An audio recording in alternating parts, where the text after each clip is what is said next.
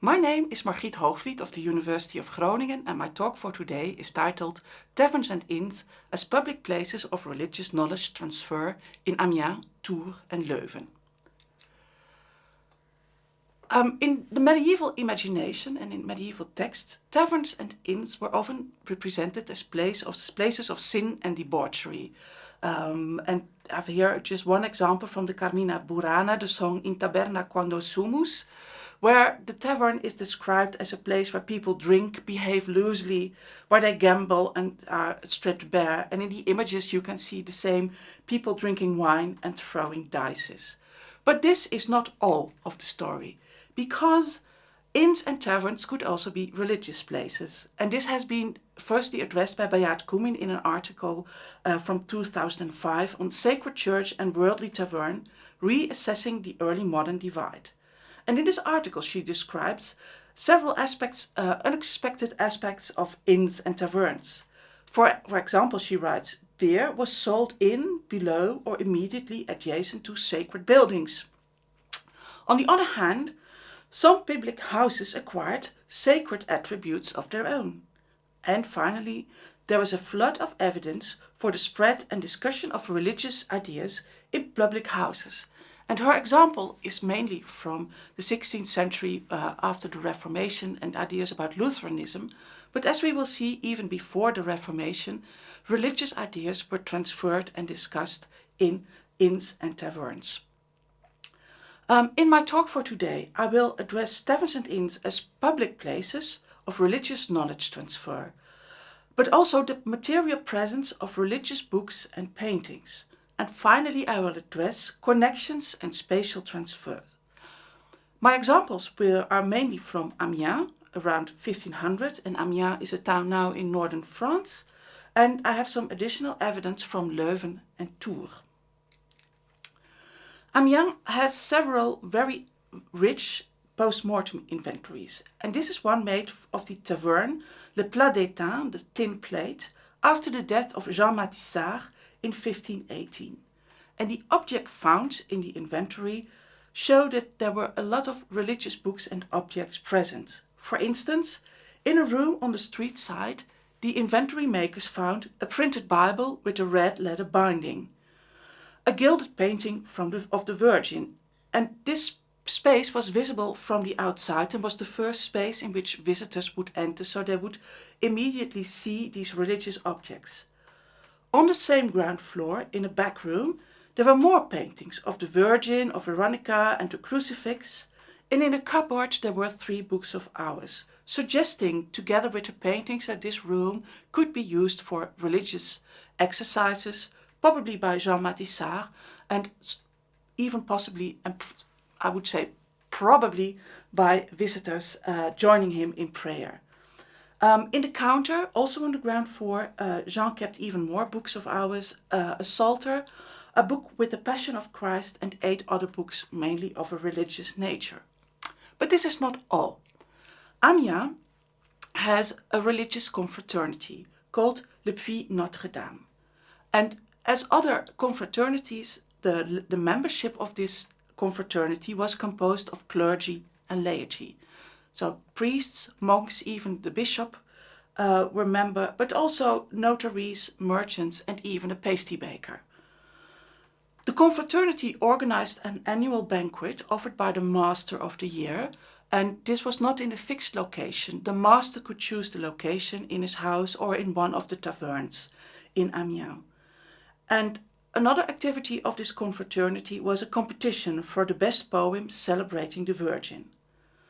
And the interesting thing is that in the back room of Le Plat d'Étain, there was a wooden panel with a Virgin, and the inventory said with its ballade, and that is a French word for a poem. So probably this was one of the objects resulting from the annual poetry competition organized by the confraternity, and we do know that Jean was the master of the confraternity of the Puits in 1418 too. But there are other public places in Amiens where we can find these material objects of religion. For instance, in an inn, Le Maison de la Rose, facing the cathedral, there were religious paintings, the Virgin, St. Anthony, St. Christopher, spread throughout the building. And in a room upstairs, there was a printed Bible, a golden legend, and expositions of the Gospels and Epistles of Mass and other religious books in French. Next door, there was a tavernier, a wine cellar, or a wine bar, Le Mouton Noir, facing the cathedral too, and in a room downstairs, there were religious paintings, and this room was also probably a reception room for the customers. So the Annunciation, the Passion, the Virgin, Our Lady of Sorrows, and again throughout the house religious books, Bibles, golden legends, a catechetical work, the Ordinaire des Chrétiens, and other books. And a similar situation we can find in actually quite the opposite situation in the convents of town. In the discussions of the aldermen, we see them complaining regularly about the religious houses in Amiens who were selling wine. And this was mostly a problem because of the exemption of tax that these houses had. So the aldermen lost in taxes. But they were also complaining that the convents, the friars were behaving as lay people. But it is interesting for us to see that these religious houses could also take an aspect of a tavern. And for instance, in 1456, they write, so these are the Dominicans, they hold a public tavern, offer seats to drinkers and people of all conditions. They serve them at their tables, bring them bread, wine and meat, receive cash payments and counter money, just as merchants and wine sellers do. But even if these friars were having a tavern, they were also involved in the religious instruction and training of the townspeople. So we can expect that this tavern space in their convents or near their convents was also infused with religious connotations. Amiens was not the only place in northwestern Europe where we find these inns and taverns with religious objects. For instance, in Leuven, in Flanders, there was an inn facing the most important church in town, the St. Pieterskerk, and the inn was called the Wilde Man, the Wild Man. And an inventory of 1489 shows that in the dining hall there was even an altar with a triptych. So changing the conception of people drinking, eating together, enjoying themselves, infusing them strongly with religious connotations. And in other rooms of the inns we find more paintings of the Virgin, of saints, but also the Man of Sorrows above a bed. So this is not just a place of debauchery and sin, it is also a religious space. And it's not just the inns themselves that have religious objects and religious books. The travelers, the visitors themselves, were often also taking religious objects and religious books with them. The evidence is rare, and we are very lucky when we find some evidence. And this is one example from Tours in 1489. A legal procedure started by Guillet Toussaint, the widow of the merchant Jamet Biguet, a merchant from Nantes.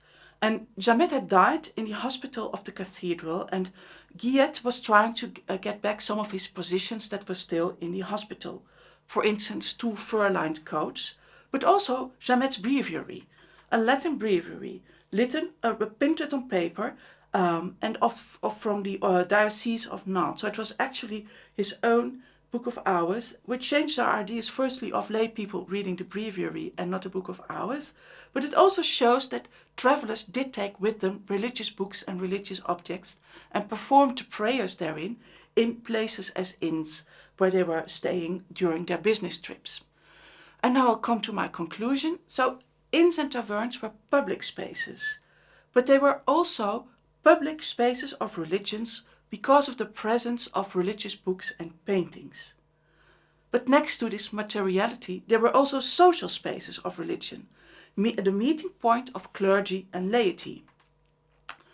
There were places of the communal sharing of food, wine, and religious knowledge, and this sitting together at a table, drinking wine, having discussions or conversations about religious topics, has a strong echoing, a strong mirroring in all kinds of paintings showing the Last Supper and the wedding at Cana. And the people presented could see themselves reflected in these images. And finally, if we take a spatial approach, this connected the inns and pubs through the presence of text and visitors from the town and from the wider areas, connected these inns and the religious knowledge there to a wider urban and a possibly European network.